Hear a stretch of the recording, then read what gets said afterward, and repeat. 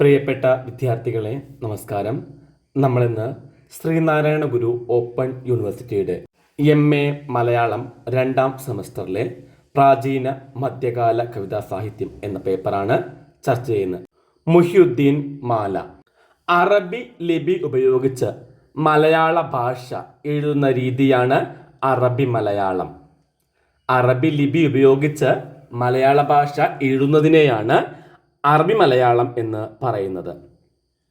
അറബി ലിപി ഉപയോഗിച്ച് മലയാള ഭാഷയെ പ്രത്യേക ലിപിയിൽ ഉൾക്കൊള്ളുന്നതോടൊപ്പം സ്വന്തമായ ചില വ്യാകരണ ഭാഷാ സ്വഭാവങ്ങൾ കൂടി അറബി മലയാളം ഉൾവഹിക്കുന്നുണ്ട്.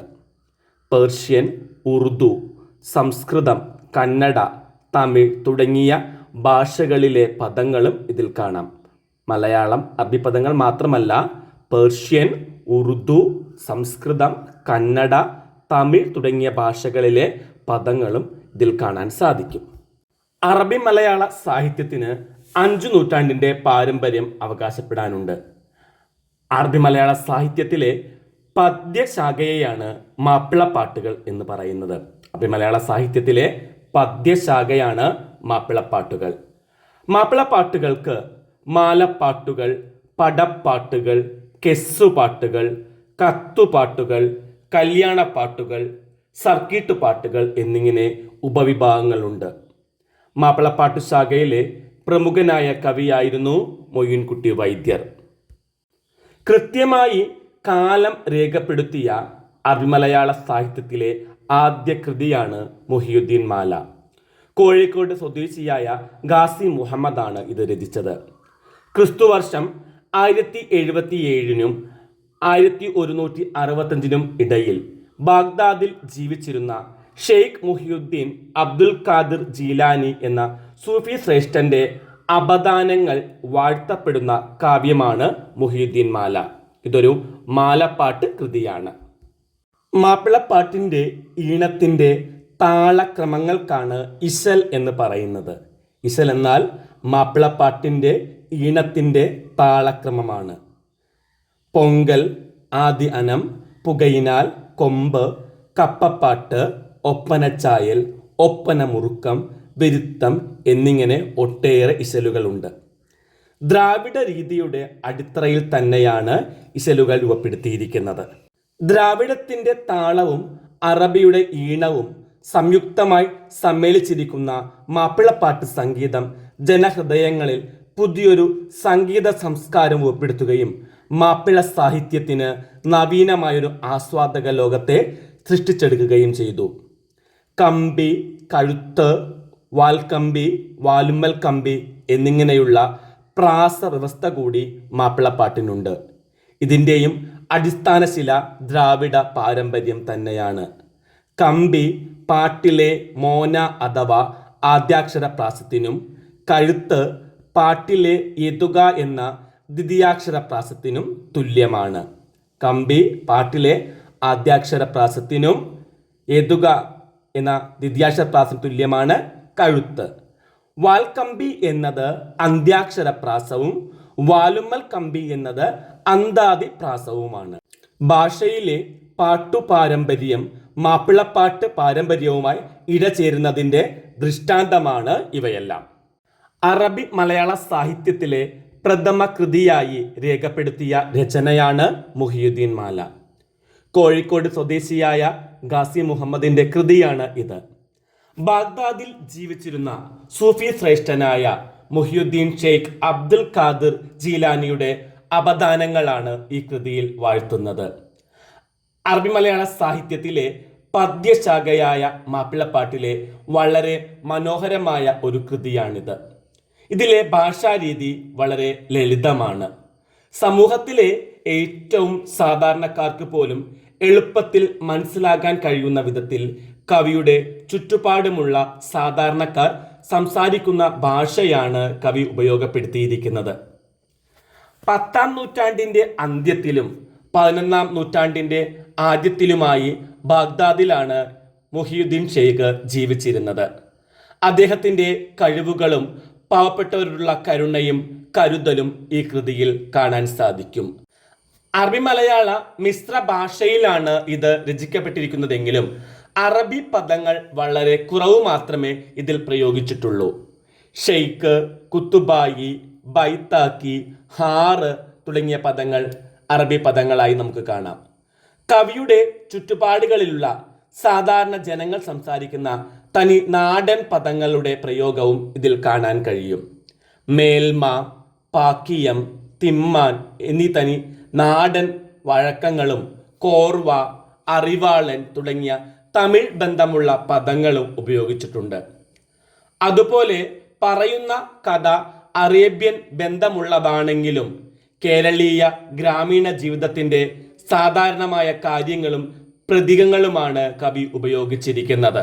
ആ സൂഫി ശ്രേഷ്ഠന്റെ മേന്മ പലതരത്തിലുള്ളതാണെന്നും അതിൽ ഏറ്റവും വിശേഷപ്പെട്ടതു മാത്രം പറയാം എന്നതിന് പാലിലെ വെണ്ണ പോൽ പറയാം എന്ന പ്രയോഗം മലയാളിക്ക് സുപരിചിതമാണ്. പാലിൻ്റെ ഏറ്റവും സത്തായിട്ടുള്ള വെണ്ണ പോലെ സൂഫി ശ്രേഷ്ഠന്റെ കഴിവുകളിൽ ഏറ്റവും സത്തായിട്ടുള്ളത് ആസ്വാദകർക്ക് എളുപ്പം മനസ്സിലാക്കാൻ കഴിയുന്നതാണ്. അറിവും നിലയും ഇല്ലാത്തവർക്ക് അറിവും നിലയും കൊടുക്കുകയും അറിവിലും നിലയിലും അഹങ്കരിച്ചവരുടെ അറിവും നിലയും പറിച്ച് എറിയുകയും സ്ഥാനമാനങ്ങളിൽ അഹങ്കരിച്ച് നിലവിട്ട് നടന്നവരെ നിലത്തിൻ്റെ താഴെ കൂടി നടത്തിക്കുകയും ചെയ്തു എന്നെല്ലാം പറയുന്നിടത്ത് ഏറ്റവും ലളിതമായ ഭാഷയുടെ പ്രയോഗം കാണാൻ സാധിക്കും. സ്ഥാനമാനങ്ങളിൽ അഹങ്കരിക്കാതെ എളിമയോടെയും ലാളിത്യത്തോടെയും ജീവിക്കണമെന്ന സന്ദേശവും കവി നൽകുന്നുണ്ട്. ചിലർക്ക് ഭാവിയിൽ ഉണ്ടാകാൻ പോകുന്ന ആപത്തുകളെ ഉറക്കത്തിൽ സ്വപ്നത്തിലൂടെ കാട്ടിക്കൊടുക്കുകയും ജിന്നിനെയും മഴയെയും നദിയെയുമൊക്കെ നിയന്ത്രിക്കാൻ പറ്റുന്ന അമാനുഷിക കഴിവുകളെക്കുറിച്ച് എഴുതുമ്പോഴും കനിയില്ലാ കാലം ജനങ്ങൾക്ക് വേണ്ടി ഉണങ്ങിയ വൃക്ഷങ്ങളിൽ പോലും ധാരാളം കനികൾ ഉണ്ടാക്കി കൊടുത്തു എന്നെഴുതുമ്പോഴും കാവ്യഭാഷ അത്യന്തം ലളിതമാകുന്നു.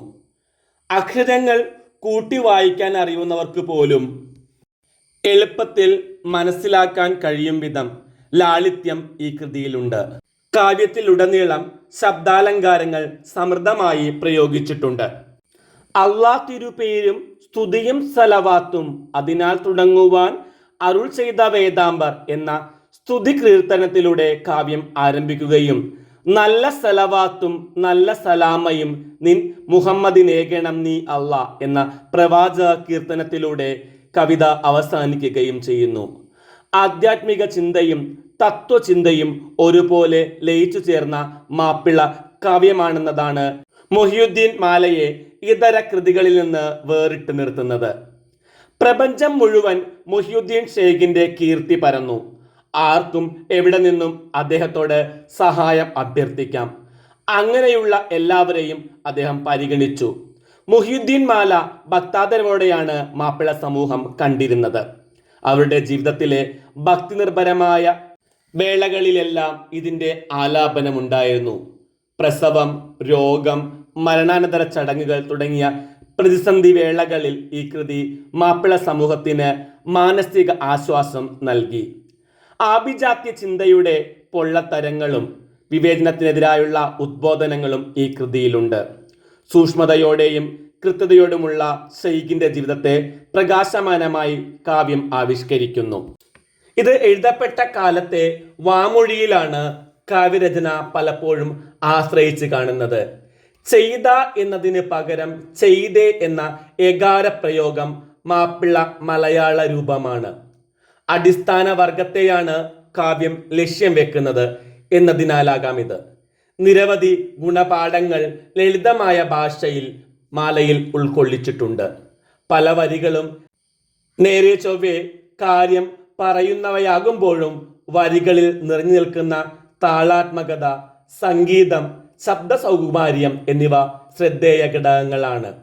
4 നൂറ്റാണ്ട് മുമ്പ് വിരചിതമായ കൃതിയുടെ ഭാഷാപരമായ ലാവണ്യം എടുത്തു പറയേണ്ടതുണ്ട്. ചൊന്നവാറെ, വന്നവാറെ തുടങ്ങിയ പ്രാചീന മലയാള ഭാഷാ പ്രയോഗങ്ങളുടെ തൽഭവമായിട്ടുള്ള ചെന്നാരെ, വന്നാരെ എന്നിങ്ങനെ പദങ്ങൾ ഈ കൃതിയിൽ കാണാൻ സാധിക്കും. പ്രാചീന മലയാളത്തിലെ അന്നാറെ, എന്നാറെ തുടങ്ങിയ പദങ്ങളോട് ഇതിന് സാമ്യമുണ്ട്. വൃത്തത്തിന്റെ കാര്യത്തിൽ കാകളിയോടുള്ള സാദൃശ്യവും കാണാം. തമിഴ് സാഹിതീയ അംശങ്ങൾ മുഹ്യിദ്ദീൻ മാലയിൽ യഥേഷ്ടമുണ്ട്.